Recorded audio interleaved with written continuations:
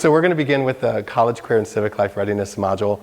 A component of the Common Core State Standards is to ensure that our students are prepared for college, career, and civic life. Those three areas specifically because we can't have a focus just on the year in which they're currently in school. We're looking at how is what we're doing now implicating their success in the future. You should have your legal size sheet as well as the PowerPoint and your note-taking guide.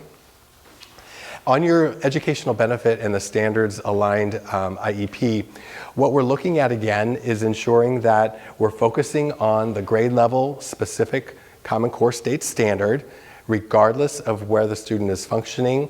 We're looking at what grade would they be in based on their age.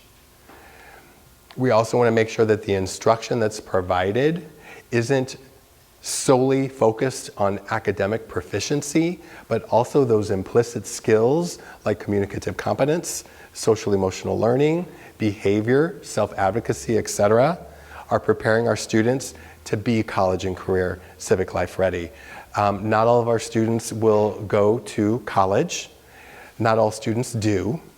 But the goal of education is to ensure that students are prepared to have a meaningful career, whatever level that looks like, to be as independent as possible.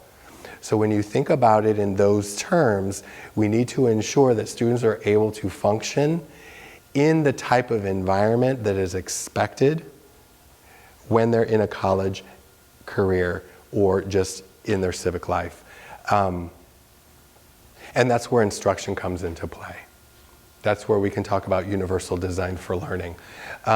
We have to use our assessments to ensure that we understand deeply what the areas of need for our students are based on their present levels of performance.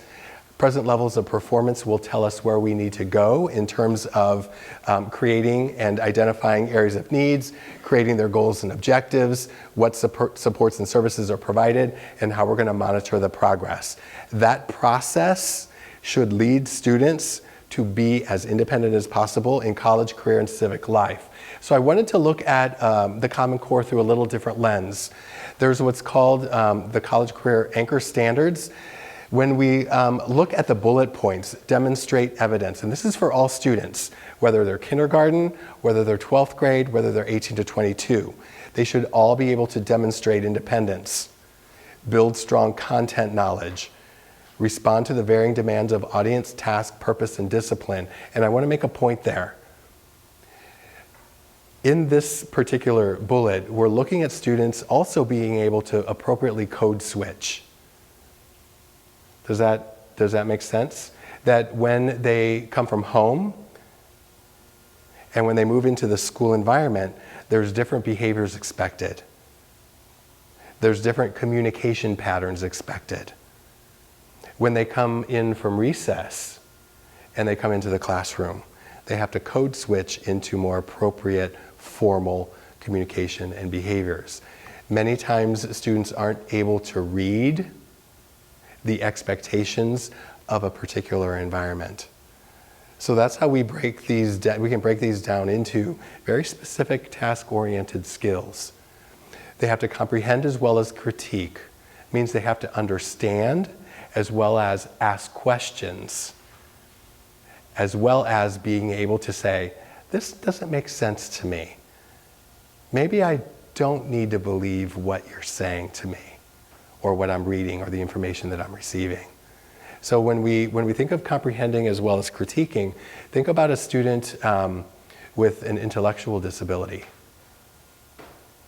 walking down the street and they're being told by a stranger to do something. I won't define what that is, but they're being told to do something. They may understand what they're being told to do. What they have to be able to do is this safe? That's where your critique comes in.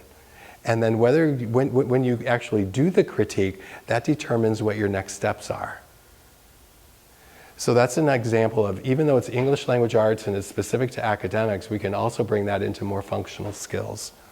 All students have to value evidence, use technology and digital media strategically and capably. Same thing with mathematical practices. Mathematical practices are exactly the same in math for all students, kindergarten through 12th grade. So think of, as you look through the bullets, think about a kindergartner. Think about a 12th grader. They all apply to all kids. So for a kindergartner, we want them to make sense of problems and persevere in solving them. Don't we want the same thing for a 12th grader? Don't we want the same thing for a 19-year-old who's functioning at a kindergarten level? So when you look at the mathematical practices, you're looking at it through the lens of all students. We need to make sure that they acquire these skills to be successful. Let's look at another one. Attend to precision. All students in kindergarten attending to precision when they're solving problems. They're checking. They're taking their time. Those are skills that are implicit that need to be explicitly taught. Okay? So again, 8 mathematical practices apply to all students at all grade levels. And then I wanted to include also the National Center and State Collaborative.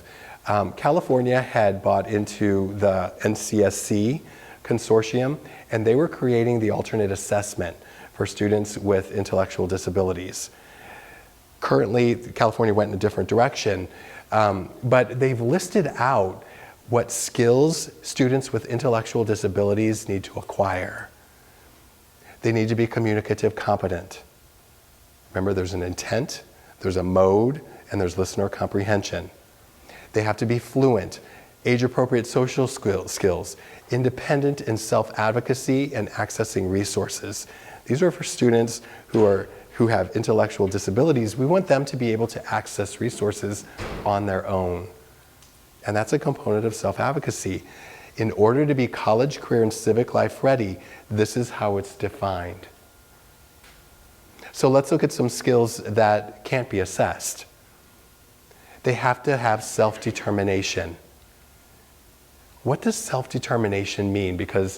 And the reason I'm asking that question is because IEPs have to have a component of self-determination in them.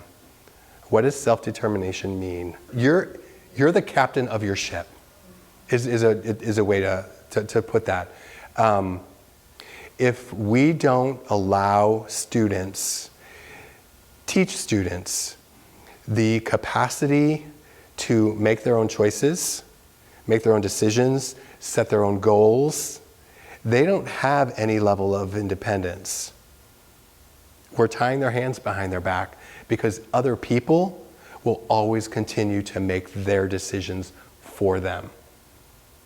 So your IEPs should have a level of self-determination that leads to independent decision-making, independent choice-making, independent goal-setting. Community-based vocational training and paid employment while in school. Community-based instruction. What is the importance of these? Making the connection between what's happening at school and transitioning that and generalizing that information to post-secondary. Making the connection between what I'm learning now to what I need in the future. A few more. Inclusion, working with students who are non-disabled. Learning how to interact, learning how to collaborate, learning how to make friends. Working collaboratively with peers, student knows own support needs. That's your self-advocacy piece. Interagency transition collaboration, IEP and ITP team creating ongoing support and links. See the connection, the required connection between school and post-secondary. Even though they're not assessed, these are all considerations that have to happen in order for students to be college, career, and civic life ready in the IEP process. Really, really great resource. This is from Career Technical Education. It's a CTE framework. Here's a connection. Common Core are K-12. Those are the expectations for students within the K-12 system to prepare them to function post-secondary. When you go to the CTE framework, these are specific standards that students have to meet beyond education. These are the skills that students need in order to be successful within a career. So I think if we only focus on K-12, we're selling ourselves short in wanting students to be college and career ready. These are the standards that tell us that. And you'll notice there's one area, applied academic skills, that focuses on academics. Isn't that interesting? The rest are interpersonal skills, personal qualities, use of technology, systems thinking, communication skills, information use, resources management, and critical thinking skills. Those are the implicit skills that are inherent within Common Core for students to be successful academically, but these are the main skills that students need in order to be successful within a career. And that's why this resource is so important, because it looks beyond Common Core. And then just a quick reflection. In your opinion, what are the 3 most critical characteristics a young adult would need to master in order to be successful in college, career, and civic life? Can you think of 3? Interpersonal skills. Interpersonal skills are huge. Here's the thing with interpersonal skills. If someone likes you, they're going to do pretty much anything for you, right? It works that way in school. It works that way in our work. And students are able to be supported at a deeper level if they're able to make those connections. So interpersonal skills, what's another one? Independence. Being able to work independently so you don't need to have someone there.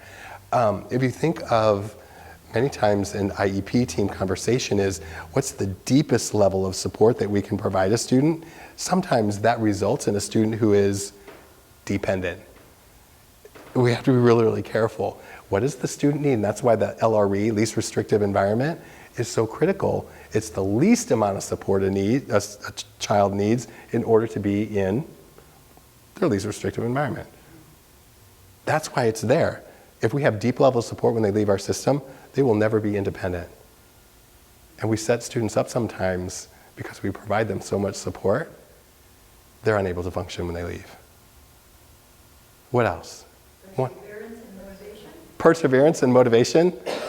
What happens when a student is supported to such a level that they never have the experience of making a mistake, or never have an experience of being presented with a difficult situation because we don't want them to get frustrated?